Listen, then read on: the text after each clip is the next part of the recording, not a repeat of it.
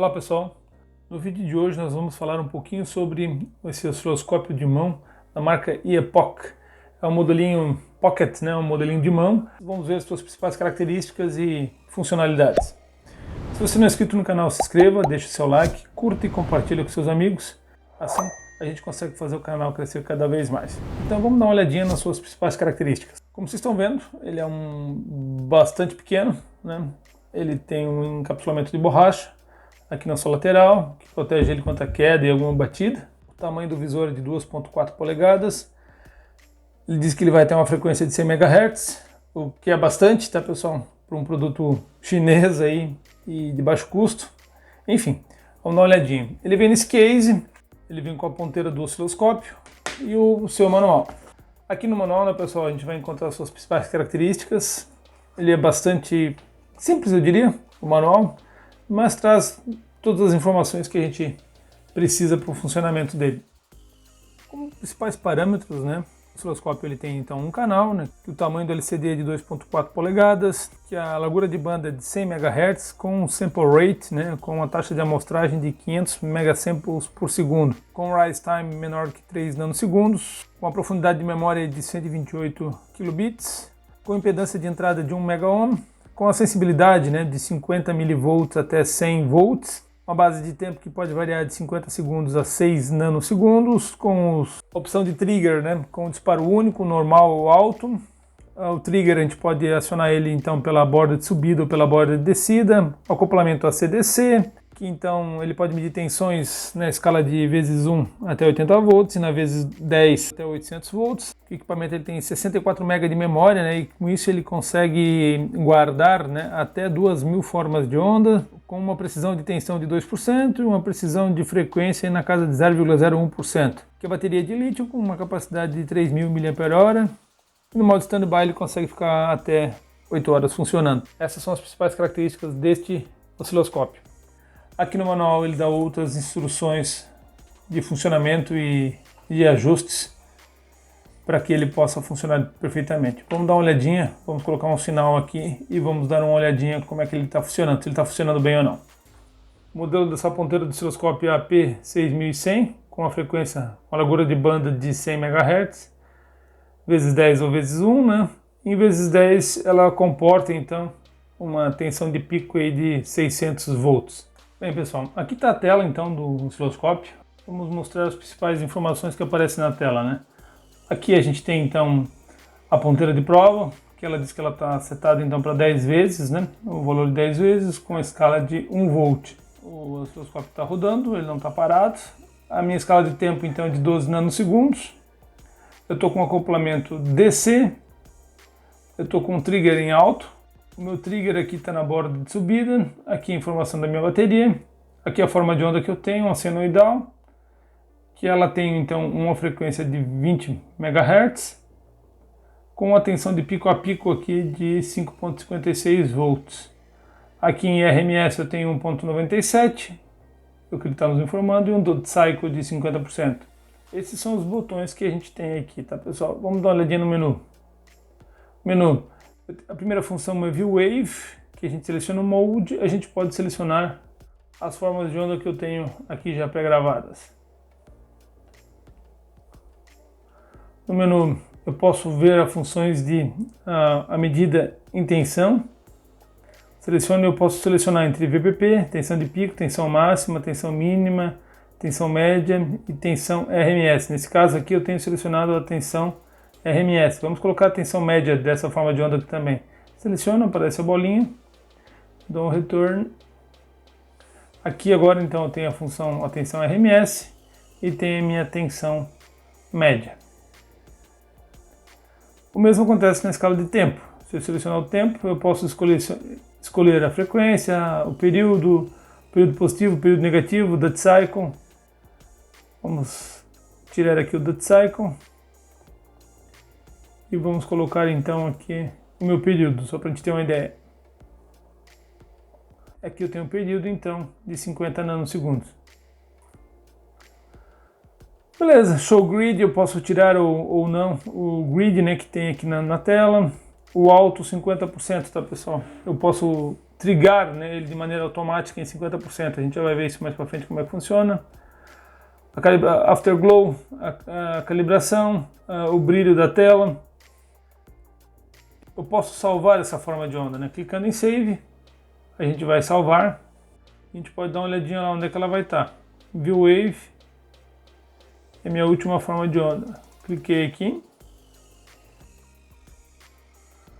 É a forma de onda então que eu tinha, de 5.6 volts, né, de pico a pico, com uma frequência de 20 MHz. Eu já tenho então aqui 7 formas de onda gravadas. Lembrando que eu posso ter até 2.000 imagens aqui, né, formas de ondas gravadas. A função do trigger, tá pessoal? Single shot, né, eu dou apenas um tiro, né, seria uma tradução literal, né, ou apenas um disparo. Né. Eu posso deixar um trigger que ele vai estar rodando, mas eu estou na função normal, e aí eu tenho que, posso tentar estabilizar ele aqui, mas o trigger, eu confesso para vocês que nessa função normal aqui ele não é muito bom não, ele não funciona direito, de maneira apropriada. Então, eu posso dar um alto, que ele vai buscar, ou apertando novamente aqui, alterou então aqui para alto, percebeu? E aqui a gente tem uns 50%, tá pessoal? O que quer dizer os 50%? Se eu apertar aqui, ó, percebam que o pontinho vermelho aqui, a setinha vermelha, ela vai para 50%. Vamos para o trigger alto. O trigger alto, eu não preciso trigar, não tenho como trigar, né? Eu não tenho como selecionar o meu trigger. Percebam, né? Aqui no Edge eu seleciono a borda de subida ou a borda de descida. Nesse momento, borda de descida, ele vai capturar, né, a imagem, sincronizar ela, né? Travar ela na tela na minha borda de descida.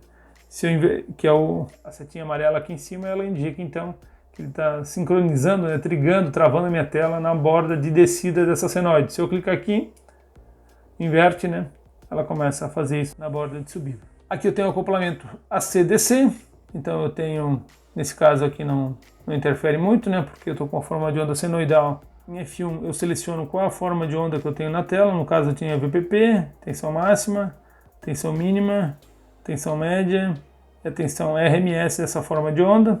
E F2 eu seleciono a frequência, o período, né, ou dead cycle que eu tenho dessa forma de onda. No caso, vamos deixar selecionada a frequência. Aqui a ponteirinha, né pessoal, vezes 1 ou vezes 10.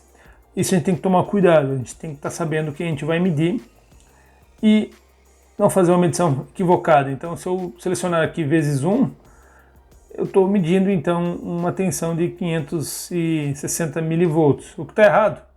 Eu tenho aproximadamente 5 volts. Então eu tenho que estar ciente do que a gente está medindo para não cometer nenhum erro de medição, tá pessoal? Stop. Eu paro a minha forma de onda, né? Congelo ela. Aqui volto a rodar. A função alto, ela faz um auto set, né? Ela busca a forma de onda de maneira automática. É o botãozinho que o pessoal mais acaba utilizando. Então vamos alterar essa forma de onda aqui. Agora tem uma outra forma de onda. Se a gente apertar o Alt Set, ele vai buscar automaticamente a melhor visualização para essa forma de onda. Percebam que agora então tenho 5 volts de pico a pico com uma frequência de 2 MHz. Notem que o sinal não é totalmente 100% estável, né? A gente consegue perceber algum ruído. Isso, pessoal, eu não tenho como afirmar, eu não tenho equipamento de medição apropriado, mas eu acho que esse equipamento ele não tem o sample rate de 500 megasamples por segundo, como ele fala no manual. Mas enfim, percebam, né? Quando toda vez que a gente aperta o modo, muda esse símbolozinho aqui, onde eu libero excursionar esse sinal que eu tô medindo. Isso também é bem interessante, tanto na vertical, né, como na horizontal. Então a gente consegue excursionar o nosso sinal, né, nesses sentidos. E se a gente apertar o mod novamente, ele vai travar essa função, né, mas eu consigo alterar a minha escala de tempo. Agora, 500 nano, 100 nano, 200 nano. Então é possível acionar. E na vertical, a minha escala de tensão. 1 volt, 2 volts. Então é interessante esse uso, né? Algo que eu achei interessante, tá pessoal? Vamos ver se vocês vão conseguir perceber.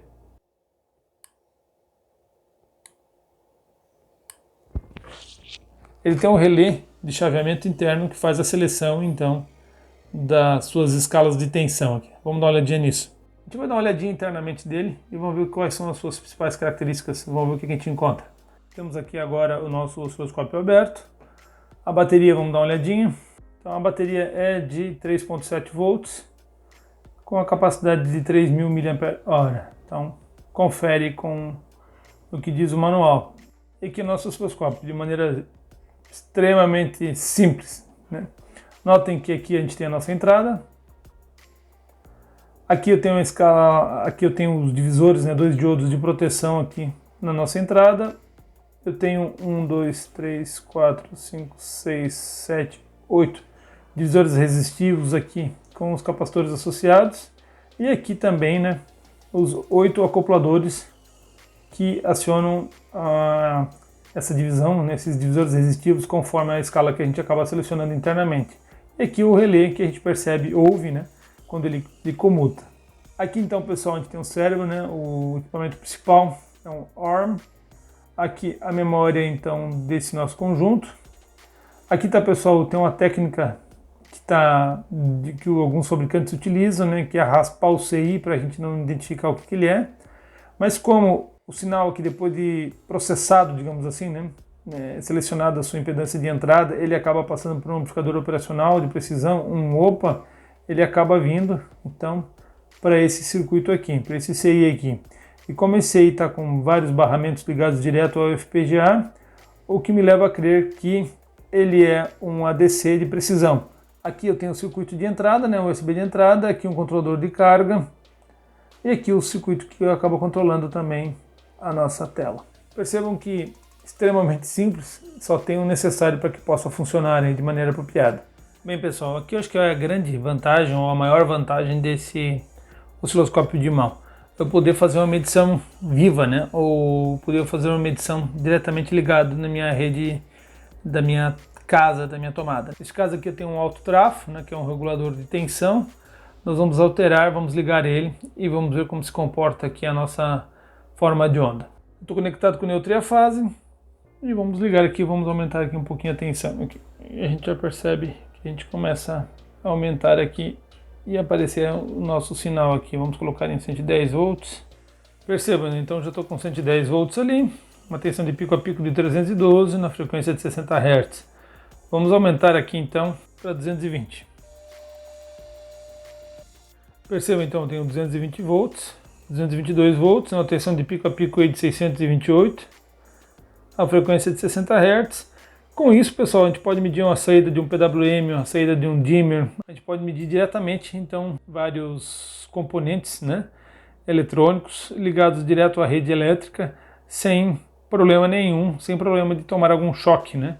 Claro, vocês viram que a construção desse equipamento é bastante simples, então a gente não pode sair fazendo nenhuma besteira, nenhuma loucura, né, mas assim, tomando todos os cuidados devidos, a gente consegue fazer uma medição e esse equipamento ele vai ser possível, né, vai nos ajudar a visualizar alguns problemas aí de maneira bastante tranquila. Onde eu posso utilizar esse tipo de osciloscópio de mão, tá, pessoal? Para uma manutenção automotiva, para uma manutenção, né, elétrica, eletrônica também, né? O único cuidado, né?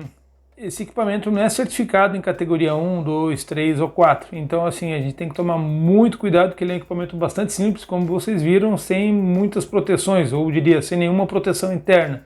Então, a gente tem que tomar cuidado onde a gente vai utilizar ele. Por exemplo, usar isso dentro de uma subestação, jamais, tá, pessoal? Onde o risco de um curto é eminente e a segurança, nesse caso, é a mais importante. Então, em um lugar, numa bancada, em alguma situação sob controle, até daria para utilizar. Em uma situação crítica, tá, pessoal, não é interessante utilizar esse tipo de equipamento, pela falta de proteções, né, e isolamento que ele possui. Bem, pessoal, eu estou medindo aqui agora um sinal e eu quero saber o duty cycle dele. Eu não tenho essa informação, a gente vai tentar buscar ela então. Como é que eu posso fazer isso, né? Eu posso aqui apertando F1, F2, né, e tentando escolher algum valor de tensão, aqui, né, no caso a tensão, não é o que me interessa. O F2 eu posso escolher o duty cycle. Eu quero saber o tamanho desse pulso positivo, certo? Selecionar o duty cycle positivo. Percebam que eu estou com um duty cycle então de 4%. Eu vou alterar aqui minha forma de onda, né? Eu vou alterar meu duty cycle, o pulso. A gente consegue perceber então que o meu duty cycle aqui ele vai aumentando, vamos passar aí para uns 40%. Então com isso, se eu quiser medir um PWM, né, a gente consegue ter essa percepção e esses valores aí do Dutt Cycle, né? Tanto o Dutt Cycle positivo, que é esse o caso, né, como o Dutt Cycle negativo, ou seja, que é quanto tempo, né, a minha forma fica no estado baixo, né, no zero, então que é 60%. Obviamente isso é uma função, é algo complementar. Então, reforçando, né, o que foi falado, ele é um equipamento de entrada, porque não tem nenhum osciloscópio, ele é um bom começo, a gente consegue ter alguma percepção de sinal, né, a gente consegue fazer alguma manutenção com ele. Obviamente, ele é um equipamento bastante simples, né, um pouco limitado do ponto de vista de segurança, então a gente não pode utilizar ele em qualquer lugar, sob o risco de algum acidente, tá, pessoal? Mas para uma aplicação aí doméstica, eu diria, então dá para utilizar ele sem problema nenhum.